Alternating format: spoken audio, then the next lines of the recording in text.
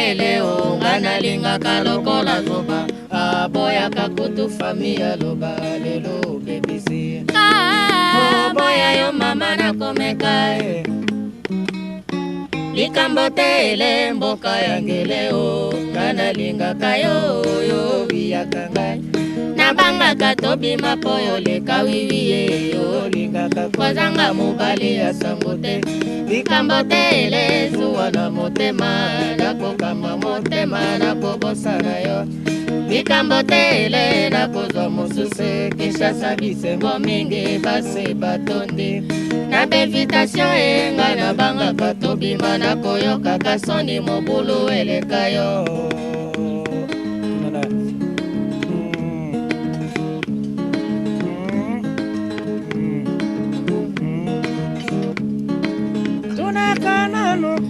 Ibosa kosala likambo mwonoyo Banga kande makambo Yanga kitoko Neze fana bolongo ni nanga ikafeko Sivina kode se variete Opesinga imbote nga inadimi Ekomili susu tobina gayo Na mizika okenga na boyate Olukinga makango wanande jame Kuna kanano Ibosa kosala likambo mwonoyo Banga kande makambo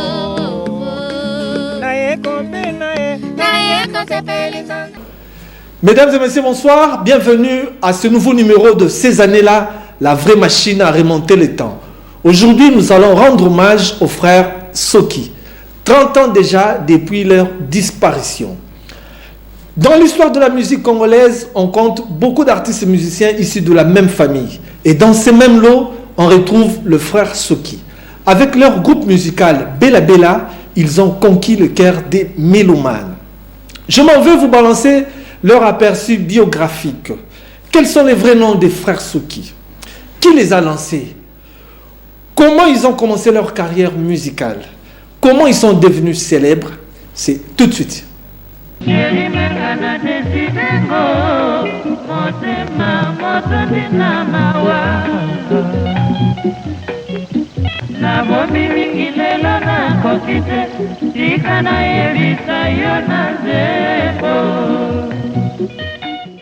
L'année 1990 aura été une tragédie tant pour la musique congolaise que pour la musique africaine.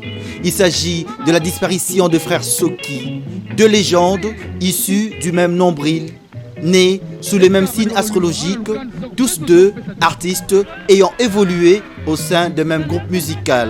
Ils ont vécu ensemble les hauts et les bas tout au long de leur carrière artistique. Comme deux astres jumeaux unis par un destin commun, ils vont dans l'au-delà, deux vendredis du même mois, c'est-à-dire le 4 mai 1990, Émile Soki Nzanzeza quitte la terre des hommes à Kinshasa, alors que le 18 mai 1990, Maxime Soki Vangou rejoint son frère cadet Émile Soki. Trop jeunes, ils sont partis à fleur d'âge, Émile Soki a 36 ans et Maxime Soki a 43 ans en Allemagne. Que dire à ce sujet, si ce n'est que la volonté de Dieu qui a donné et qui a repris, lui, le maître de temps et des circonstances.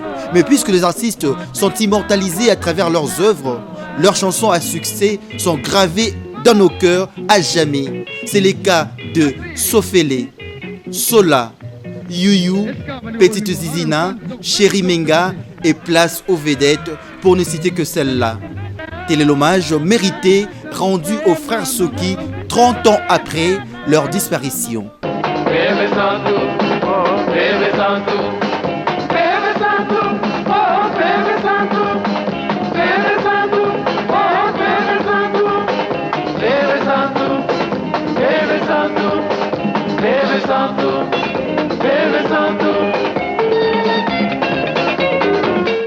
30 ans déjà depuis leur disparition, le frère Soki.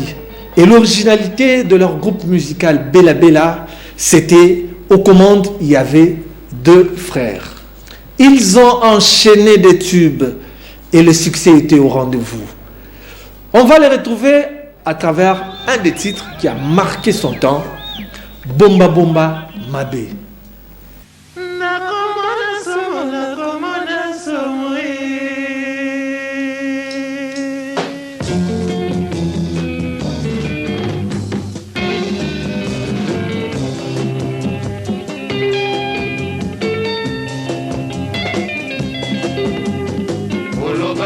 Olobaki nanga oyebisaki tozala na yo nandimaki maloba na yo nyonso nazalaki se kozela mokolonga na yo tokokutana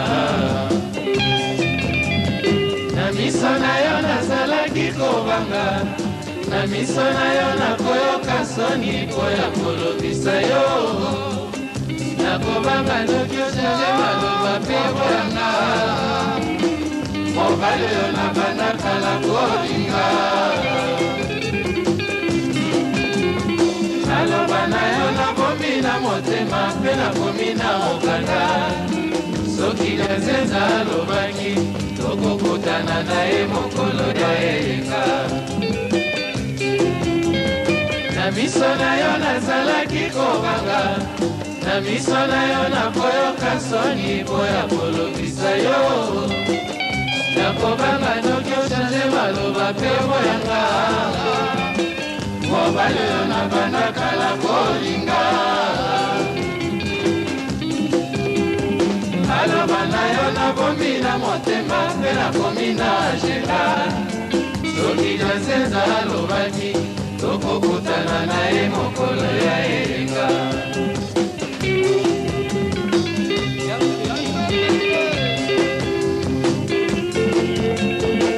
na miso na yo nalengaki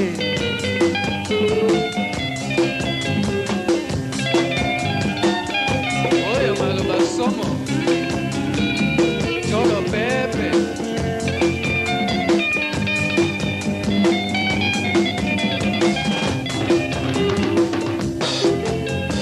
na miso na yo nazalaki kobanga na miso na yo nakoyoka soni po ya kolobisa yo nakobanga noki ochange maloba mpe boyanga mobali yo nabandaka na kolinga maloba na yo nabomi na motema mpe nakomi na agenda soki jazenza alobaki tokokutana na ye mokolo ya elenga. Leur voix était très complémentaire, le frère Soki. À présent, nous passons au témoignage des artistes et musiciens qui ont eu à collaborer avec le frère Soki, entre autres Niboma, et puis VV Kamongana Verkis, qui a accueilli le frère Soki dans son écurie VV. C'est lui pratiquement qui a lancé le frère Soki. Et puis le King Kester Emenea, qui a rendu hommage à sa manière au frère Soki. Suivez. Biso tozaba na quartier ngana za na Yaouma 86 ceux qui baza na Lukando ngana kendeki poto na ba 66 67 na ke États-Unis bon nazaki étudiant na Liège alors na beteki na Los Nikelos alors biso to sai pe banzembe belé bon ba éminence bolinga téléphone pilipili na tant to sali banzembo et que na kisasa ceux qui vont à komelinga mukanda sepeli mingi na banzembo na biso ngapi j'étais surpris na mona bango pe na ba 70 wana ba sepeli banzembo kitoko na 69 ba boti ba pekisi bolinga lioto ba luta alors na 70 na tonga na ye to kutani to sambrasaki mingi to fortifier qui vraiment qui ba relation na biso surtout côté ba métier na biso nde tozalaki et ceux qui vendent et l'autre pendant ça qui n'a pas mingi souci à koya poto na batango wana ngana pesa ki goût aya na poto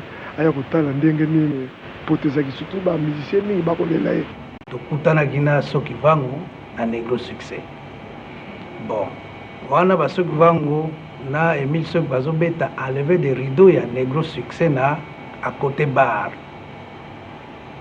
donc après tango bavant kufi ceux qui vont abinangabi mon frère donc à mon côté dans l'orchestre wana le voit bavant za susute yaka to kende to sala bela bela ya mwana longwa ki na Negro Succès na période wana bazalaki na matanga na dei ya bavon bakobeta te tokei kosala belabela na soki vangu na soki janzenza epai ya Verkis. Ntango osali belabela nzembo ya liboso oyembaki na belabela oyo bato badekuvaki mibomi ezalaki osali nyonso mpo nazokala motema na ngai surama ezali libaku ya la vie nazoki na motema o mwana mama na motema ongo na motema eza mbuta nzembo ya liboso oyembaki mbuta. est-ce que naza nazobeta soki aventure ya nzembo babengi sofele mpo nzembo wana ti lelo bamisa mingi ongo babi nzembo ya sofele kumbanga malembe bana ya bato. Sofele ezali nzembo ya Emile Soki dia nzenza asalaki nzembo wana en même temps ntango asali nzembo alongwe na groupe akende kosala bela mambo. Alors soki vangu grand frère na bi non nzembo eza kitoko mingi tokotika ngo ndenge wana te faut enregistrer parce que ezalaki na répertoire ya bela bon yango wana tointerprétaki yango ngai na frère na ye biso mibale toyembaki nzembo wana ebanda kutu de sofele palado kumbanga malembe nazali mama ya bana sambo tika na bokolo mokumbi ya taxi kebaka diye bosali mwa milodi na toyokanaki ke ngai ata batuni nga nakoloba rien parce takosala voix likolo wana nyonso to banzembo nyonso to balina ngai donc toyokanaki malamu ke moto aloba likambo wana na miso bato meme bajournaliste batuni yo koloba rien nayi koloba ngo pe te. Alors bato mingi baza kokanisa ke Emile nde moto azoyemba voix wana. Alors finalement ntango Emile alongwe na orchestre nde epai secret emonanaki na miso bato ke mais koma Emile aza te mais voix yango ezali kaka ndenge nini yango na mona epa bato badécouvraki ngai le plus vite possible. toyali na barapport moko ya ndenge bango babengaka bafrère Soki ngai mpe nazalaki donc frère mosusu na kati ya bafrère Soki beloko kombo nango ezalaki Soki te moye tokoma 3 frères Soki te donc niboma na bafrère Soki toyaki munda koyokana très très très bien ti na ntango tokabwana na bango tozalaki koyokana kaka donc tozalaki na barelation moko ya makasi mpenza. Mais na histoire toyebi ke les frères Soki bazalaki na mwa koyokana mingi mpenza te parce que leki aza kokela yaya na ye mwa zuwa moke na likambo ya leadership na kati ya belabela ntango yana leki bazalaki koputana yo atake moko na kati na bango conseil eza kopesa bango par exemple.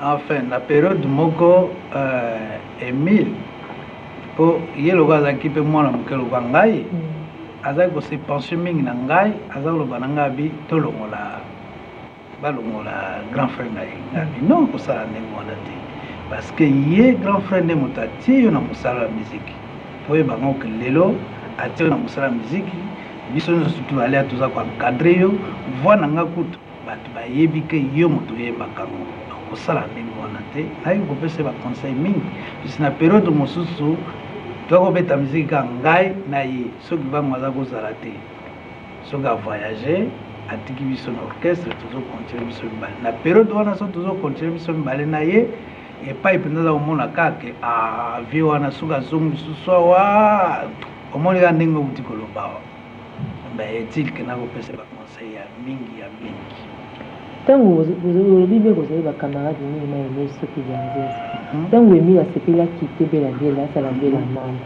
aproposa te kokende bino mibale te apropose nga tokende mais namonaki aventure wana lokola aventure moko ya bien te namonaki yango nzela wana azokende na conseillaki mingi abiki mingi kosala ngo te même nani Florence sœur na ye alobaka na ye ke na miso na ngai ko donc Emile atika banzela wana malamu bafandaka na frère na ye mais étant que Emile azalaki trop jeune Emile azwa succès azalaki na mwana moke fo boyeba ngo ke succès oyo Emile azalaki nango elekaki ye kilo mingi na mapeka donc yango na bandaki kosala makambo bomona mingi parce que Emile azalaki so tozobeta concert aza na droit ya koya même retard moto akopekisa ye azali te parce que ali vedette na biso ya bon soki problème ekomaki ngo makasi ye na frère na ye parce que frère na ye alingaki encadre ye ke azalaka na l'heure soki miziki ebandi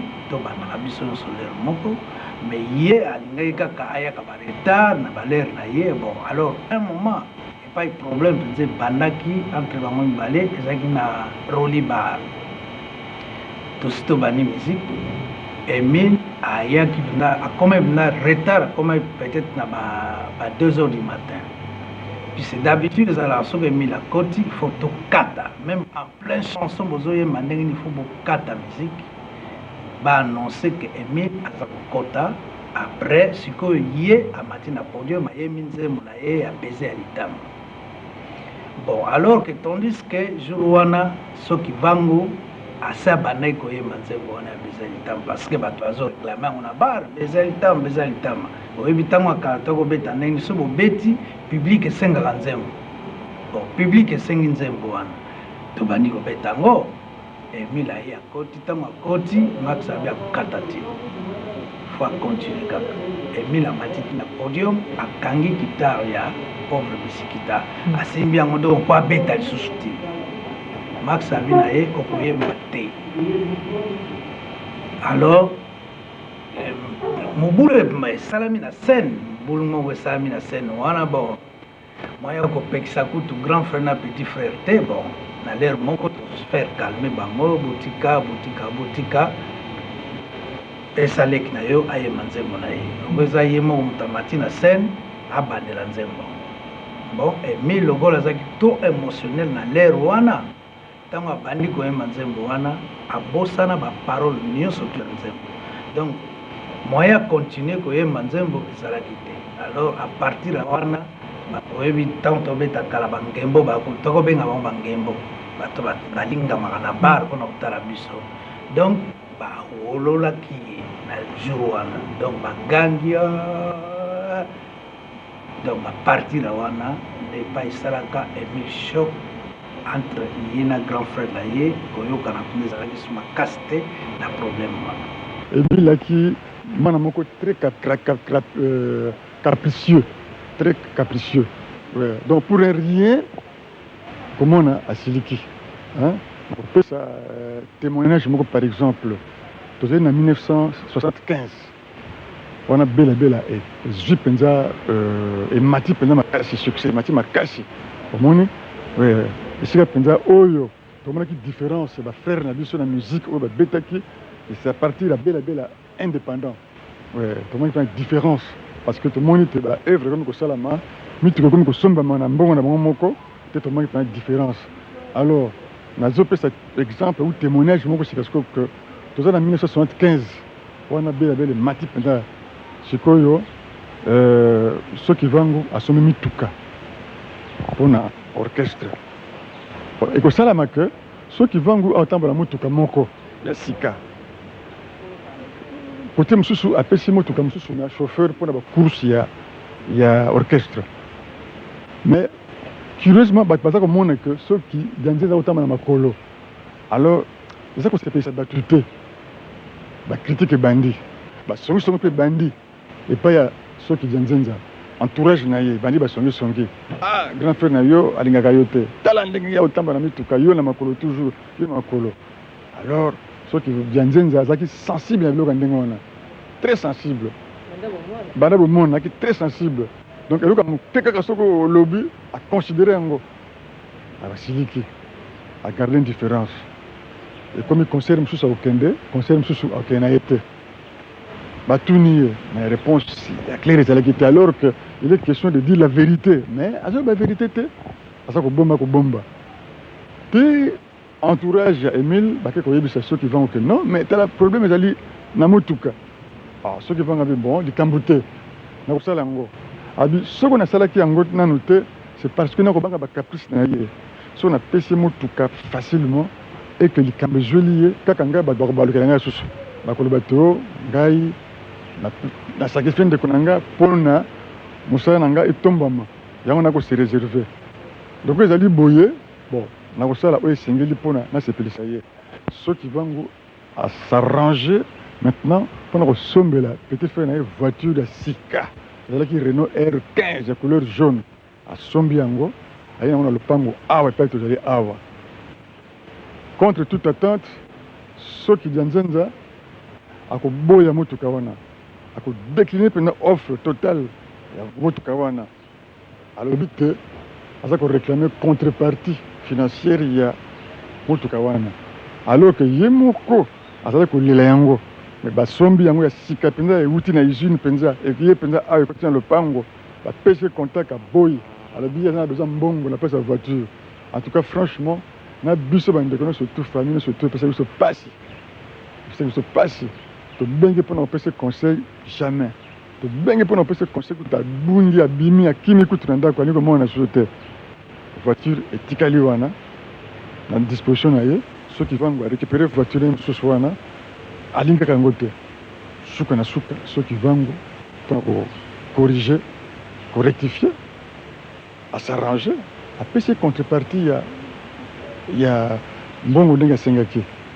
Malheureusement asala nango eloko malonga te tokoyoka après une semaine que soki Dianzenza se trouve à Bandundu. C'est vraiment très dérangé. Il y a comme on a comportement on a salaki nango basali boyango te bazonga boyango te voire même que parvenir ko futela etika kende poto zo mona ke mutoke poto ozozonga no soki 3 jours après.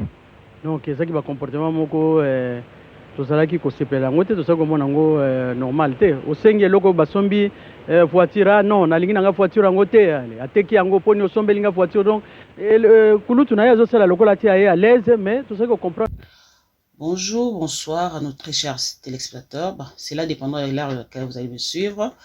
Moi, je me présente, je m'appelle Nicole Soki-Dianzeza. Je suis la fille d'Émile Soki-Dianzeza. Je suis directrice de mon ONG, Bright Women Organization, Libota Elamu. Bright Women Organization, je vais tout simplement dire l'organisation des femmes brillantes qui est basée en Grande-Bretagne, plus précisément à Londres, à Kinshasa, en Angola et au Maroc-Arabat. Alors, je suis celle qui a organisé le 30e anniversaire de la mort de deux frères Soki, Maxime Soki Vangu et Émile Soki-Dianzeza, en compagnie avec le soutien de mes frères et sœurs de la famille Soki. Alors, dommage, compte tenu de la situation sanitaire mondiale, n'ont pas pu organiser l'événement comme prévu, mais n'ont pas aussi annulé, mais n'ont mis un peu en attente le temps pour nous d'observer des mesures de confinement qui va prendre notre gouvernement et aussi observer la situation de la manière dont elle évolue et compte tenu de l'annonce que va faire notre chef de l'État, s'il va permettre à ce que les événements, les concerts soient réalisés, alors cela nous permettra peut-être de voir si on pourrait aussi organiser cet événement que nous avons prévu en mémoire de frères Soki qui sont, comme je l'ai toujours dit, ce sont des patrimoines culturels qu'il faut pérenniser. Donc 30 ans c'est quand même beaucoup, on ne peut pas le laisser passer comme ça.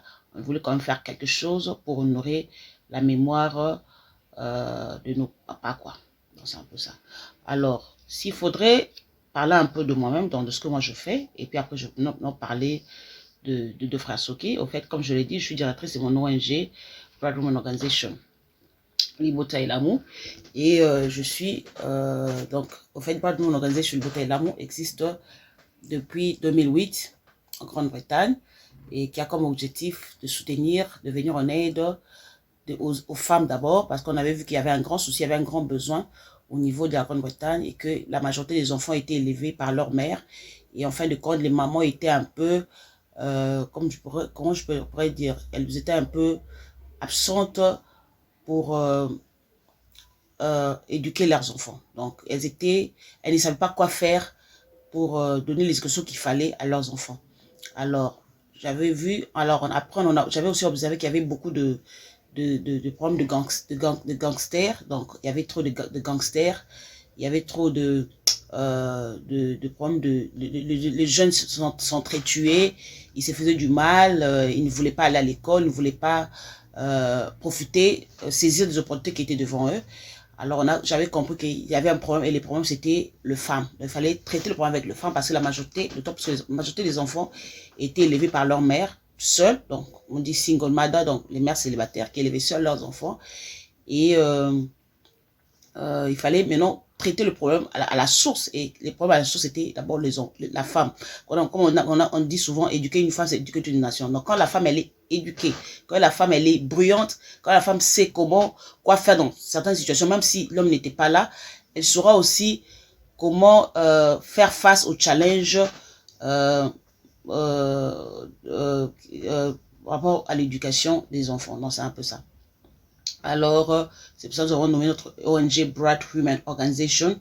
Et quand nous avons établi notre branche à Kinshasa, on a dit notre branche à Kinshasa sera Bright Women Organization, mais on ajoute Liboté Lam. C'est une façon de dire que si la femme, elle est bruyante, si la femme, elle est forte, si la femme, c'est une femme qui sait voir le futur, qui sait comprendre le futur, sa famille sera Elam, son libota sera Elam, elle aura une très bonne famille. C'est un peu ça. Et c'est grâce à la femme que le mari peut être un grand homme, c'est grâce à la femme que la famille peut réussir, c'est grâce à la femme que beaucoup de choses peuvent changer. Vous voyez, donc c'est pour cela nous avons dit, nous avons nommé notre organisation Bright Women Organization et nous avons mis Libotelam qui est notre branche de Kinshasa. Alors, s'il faudrait, qu'est-ce que l'organisation fait? L'organisation vient en aide aux femmes, aux enfants et à la jeunesse aussi, donc aux jeunes. Quand on dit jeunes, on peut voir entre 18 jusqu'à 25, vous voyez, donc c'est un peu ça. Et les enfants voient de 0 à 18 ans, donc c'est ça.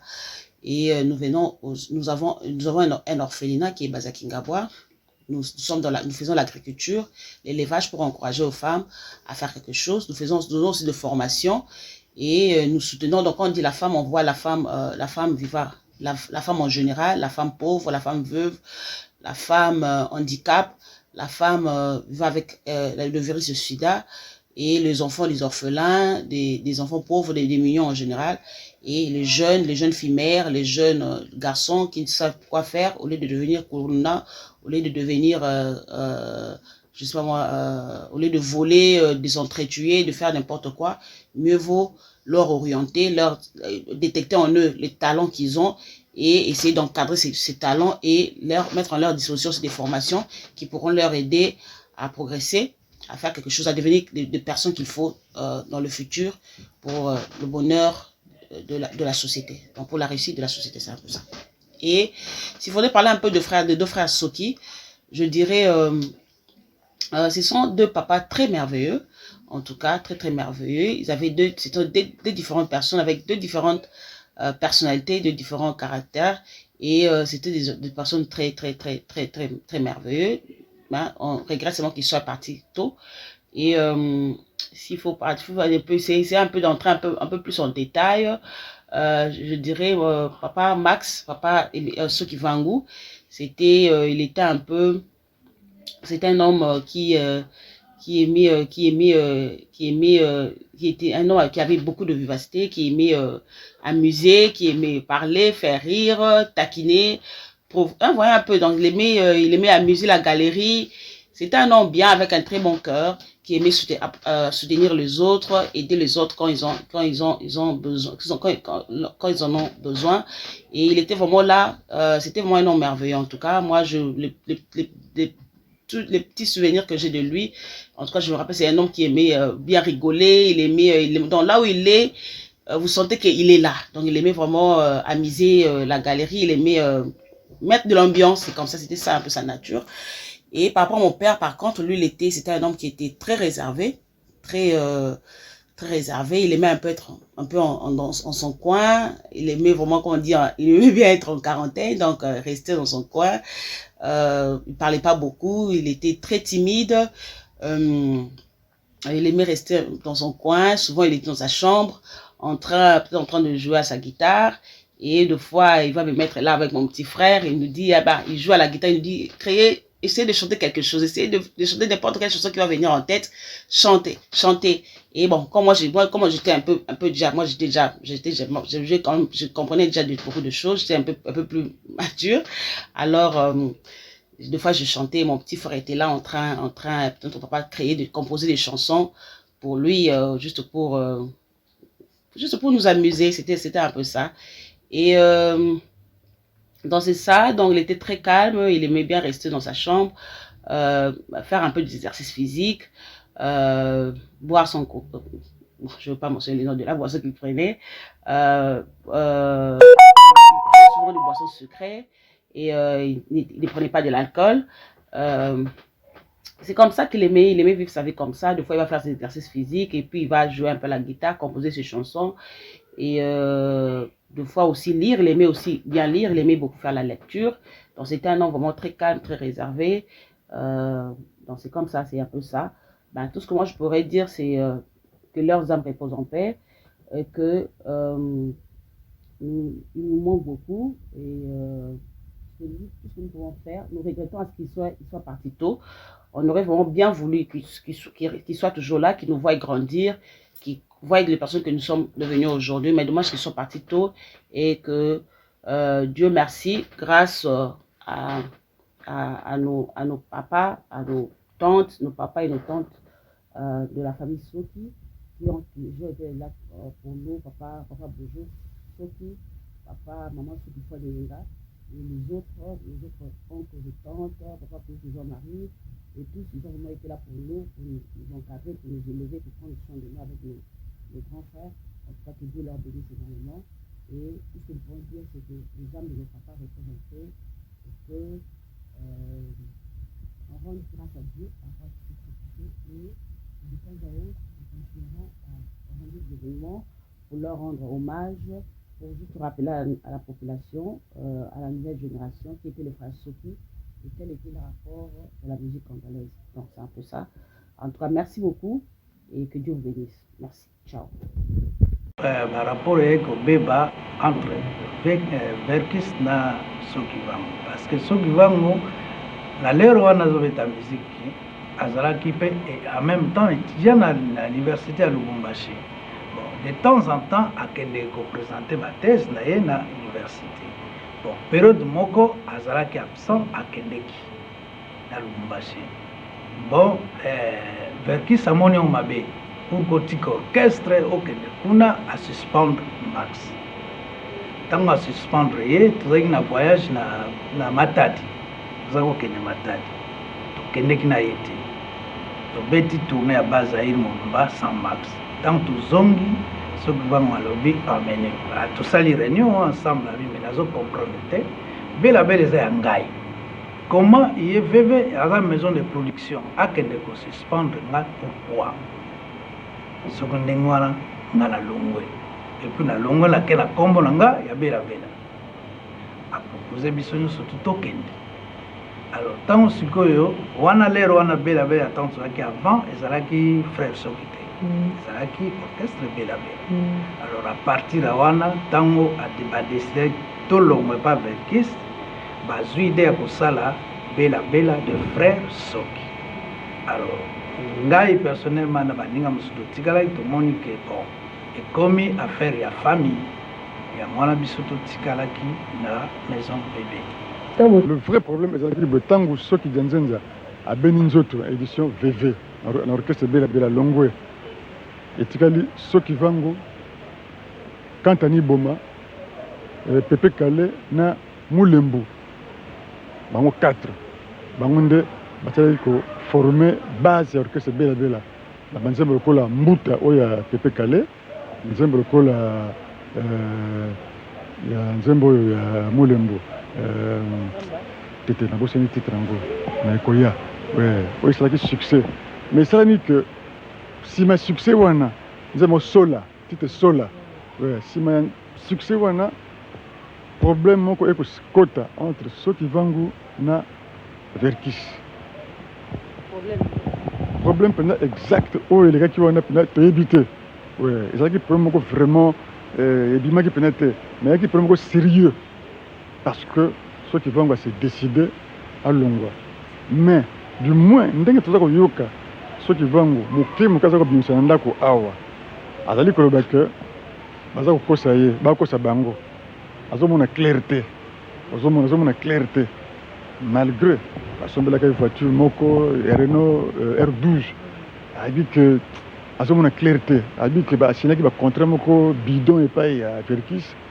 Alors autour il y a situation ya mbongo azomona clarté on a décidé quitter à Longwa a volé de ses propres ailes ndenge moko aza koloba yango wana mpona longwa azalaki matata ye akolonga na po ye nde moto fondateur ya orchestre Bela Bela mpona longwa bawelaki nkombo wana Verkis alobi te nkombo wana fo tikala na baoyo batikali ye alobi tetete yali nkombo na ye marque déposé ya ngai alisalaki matata en tout cas bakamatanaki mwa mingi bafundanaki kutu mwa moke suka na suka soki vango ayei koganye akei ye moko na nkombo na ye alongwi ye moko me ntango alongwaki musicien moko nkombo na ye Shaba Kamba alandaki ye alors soki vango alobi te vraiment alingi a volé de ses propres ailes alingi asala Bela Bela indépendant nde abendi Shaba Kamba alors akorécupérer sikoyo petit frère na ye Emile cette fois là andimi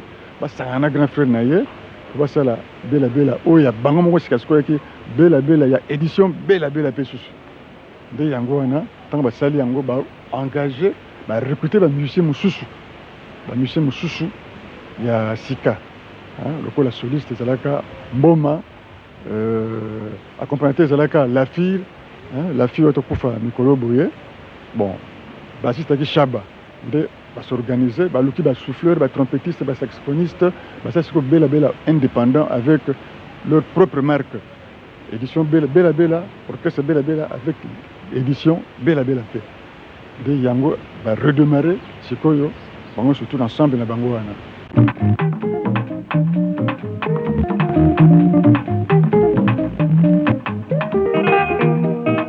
ezali epesinga mwa émotion parce que grand frère nanga grand Max en tout cas il a beaucoup fait mpona l'élection nanga wana asalaka mingi na ndenge que accompagner nga na campagne électorale nyonso asali mpe nzembo wana en tout cas on était avec lui pendant toute la campagne donc mpona nga ezali vraiment un grand souvenir que je garde de lui et qui me donne l'émotion en parlant.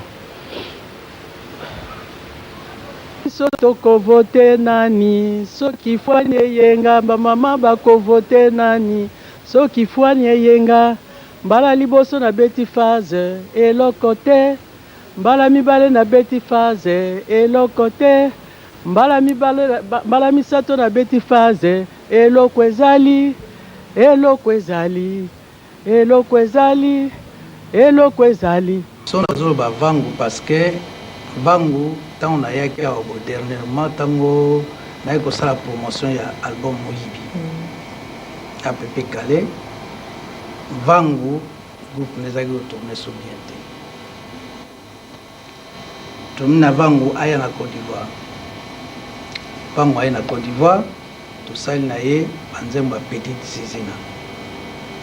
nakanisi ntango azongaki nango awa epesaki souffle mosusu bon nayebisaki ngabi ye azalaki na ide kaka azonga monte orchestre nayebi il n'est pas encore le temps osali album moko eza te ke mbala moko lokola tosali no petite zizina ozongi na Kisasa omena monte yo ok osali promotion d'accord zongela biso sur deuxième fois tomeka kosala une deuxième album kita nango s'il s'agit biso nyonso tuto kita tokende koepole Bela Bela tozongisa na ndenge ezalaki tokosala yango mais soki vango na makanisi na ye loko azongaki awa boye amonaki kaka ke asala groupe na ye Bela Bela aremonte Bela Bela biso totikali kuna amontaki Bela Bela moi je crois bien qu'aremontaki so Bela Bela mais ndenge bakontinuaki nayebaki susu te mpona dia nzenza donc basouvenir naza nango ya mingi dernièrement ntango nayaki wana Emile sante na ye eza so malamu te aye kotalanga na ndako lokwa azalaki moto toza kofala na ye so tovoyage tokofala na ye chambre moko namesanaka na ye mingi donc Emile aye tofandi na ye tosololi na ye solaki ne mingi ya mingi na lero wana Emile akomaki soki jour moko kutanga ye na ndako ya lobi na nga a invité nga tokende na bar mozala na Kasavubo na bosani komo nango te côté ya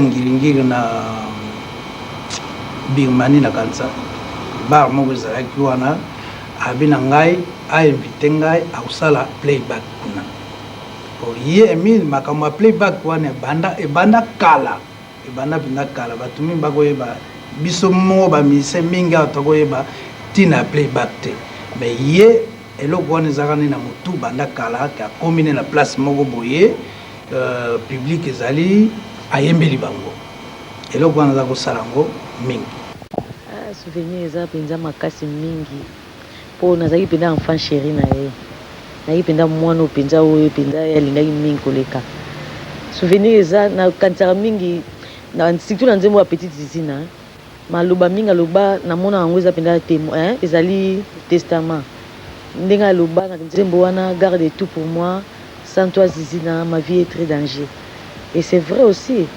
babiloko nyonso teki baevre na ye lelo oyo ti baevre eza na marché badroit d'auteur kolandela wana basonika makambo nyonso wana po tomona clair eza grâce na ngai donc so nga mpe te nde biloko wana ekufa nango donc moto akolandela yango aza te Bon, bela lelo papa akufi mais tomona bela pe ekufa na papa nzela moko est-ce que osala effort c'était bela te nasala mo effort momoni ezalaki bango na bango bamusicien bazowelaki bokonzi oyo alingi azala chef oyo alingi azala boye mais ozo moto ya bien oyo amonani akoki koencadre bango comme eza nango te nazala na susi na omaka mpe baderange yanga mingi na bato o ndenge nini bela kambe fale betaka na bango bar moko toyokaka banzembo yango eza banostalgie biloko akala toyokaka yango te baderange yanga mingi bosiko eza bango mo bamusicien na bazala ini baza mpenza ini te nanga nakosala autrement te question mosusu na opose na nzembo ya petite zina abiki papa abi asombelaki lopango na bandala mpe so bafungola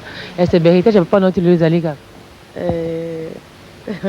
lopango wana bandala c'est vrai lopango wana bandala ezali mais eza mwa problème oyo ye moko ayebaki abombaki secret na ye ayebisaki wana bandeko na ye te ye ateki lopango te ahypotheke lopango mpo akini badifficulté olia ayebisa bandeko na ye vrai ayebisi bandeko na ye eloko moko mpenza ya malonga te donc mpenza courage ya kolandela yango ezali mais tozoluka na mpe tomona clair na likambo tolanda badocument eza vrai toboyi tokende na justice eke makambo bango eza clair te moni te eke toyoka soni pamba mais lopango wana ateka yango te lopango eza nango na bandal ye ahypothekaki moto wana ko azalaki na mauvaise foi achange mikanda akomisi lopango wana na ye souvenir na yo mpona soki dia nzenza petit frère papa na yo ezali nini souvenir eza mingi alingainga mingi papa leki na nga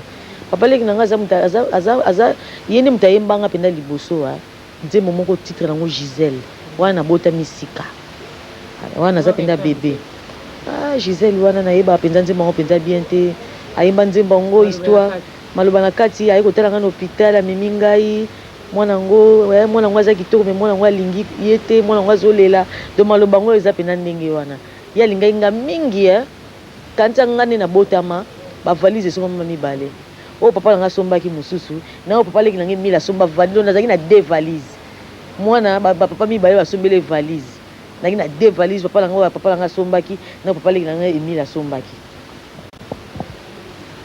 mbanda sekinga mingi oyo nabotaka te ngai ekumba ye nakobota lelo nabimi mbanda sekinga mingi oyo nabotaka te ngai ekumba ye nakobota lelo nabimi lopitalo baninga boyamba mwana bienvenue Doudou ye mwana soki ya ye bienvenue Doudou bienvenue Doudou ye c'est ça en bref hein voilà souvenir ya makasi en tant que fils ozali mpona papa na yo ezali nini bon mpona papa nanga souvenir eza ya makasi ke omoni ke azalaki mpenza un grand artiste abandi musiki na age ya 14 ans ayaki minere bomoni ke na kati mpenza ya mboka oyo vraiment asala mpe kombo na mboka oyo ayaki nem artiste monene ana kati ya Congo ana Afrique centrale ayebani nikipona mwana ki apina plaisir ya makasi na lipe mwana pe star akufa pinda mais quand même attraper comme na kata kin ki na kata pe ya Congo qui est un grand musicien yango na sens wa en tant que papa zaki tant avec papa ali moto pona ngali géniteur moto ya botinga d'abord un père comme tout autre papa il y a tout le foyer à travers le monde entier artiste ali vini à Salaki mais en tant qu'être humain ali papa à botingai j'ai vraiment c'est compliqué de bien comme papa en tant qu'éducateur père d'un foyer responsable au final qui papa na yete collège ça foutait à la classe mais on sont dit oui papa ça en fait ba na yé «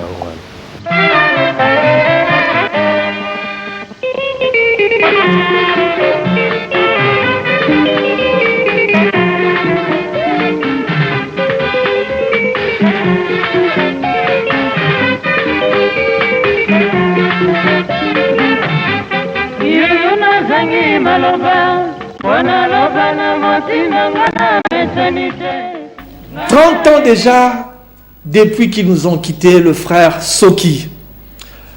Maxime Soki-Vang, le grand frère, était un artiste à plusieurs casquettes. Il avait monté un label et il a soutenu plusieurs artistes de l'époque, à l'instar de Papa Wemba à la création de Viva la Musica en 1977. Il lui a offert un matériel de musique pimpant neuf. Ils ont chanté l'amour, ils ont chanté plusieurs thèmes, entre autres l'environnement, le code de la route. Il a éveillé la conscience des chauffeurs. Vraiment, ils étaient des artistes très talentueux. Spécial dédicace à Paul Doudouline, âge très avancé, Timba Nzetambila, Sero Bagri, La Bibi, Kalou, Désiré Leoubou, Didier Ngoma et sans oublier Paul Vital Kitenge. 30 ans déjà depuis qu'ils nous ont quitté, le frère Soki. Le petit frère Émile Soki Dianzenza, un talentueux mais très capricieux, un éternel insatisfait. Plusieurs fois il a quitté le groupe et il a fait plusieurs comebacks, accueilli comme un enfant prodige par son grand frère Soki Vangu Maxime, et ils ont continué leur bonhomme de chemin. Le destin tragique de frère Soki, 30 ans déjà dans l'au-delà, ils sont morts à 2 semaines d'intervalle.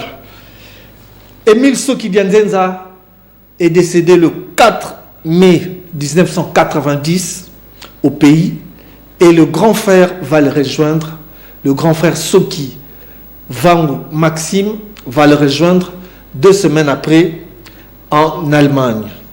Leur talent nous manque vraiment, paix à leurs âmes. Mesdames et messieurs, c'est par ici que nous mettons un terme à cette émission. On va se quitter avec un de tubes. Ce tube a marqué toute une génération. C'est une composition de Maxime Soki-Vangu, le grand frère, qui a immortalisé sa fille aînée, la petite Zizina. On se retrouve le samedi prochain à la même heure sur la même chaîne. Et ne manquez pas la rediffusion ce chaque dimanche à 15h.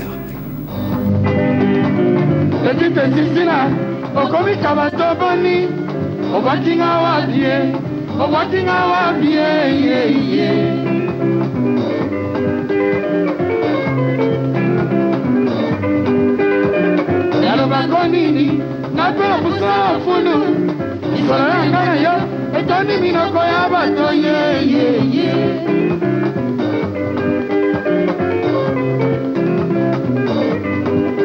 Moninga alingi yoselie Yope alinga ye mama e Ope okuma ngambo Simako kanisa la vie La vie La vie Makuna batoni boka Boya maloba na bango Na imbakala Lero na emiri susu Oni mangate o ye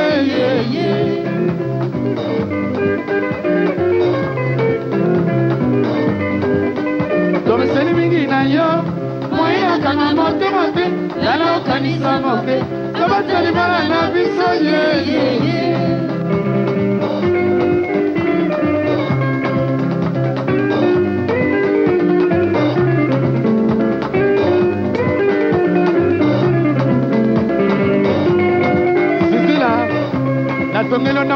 awa napesi yo contact ya Mercedes ondimaka te mama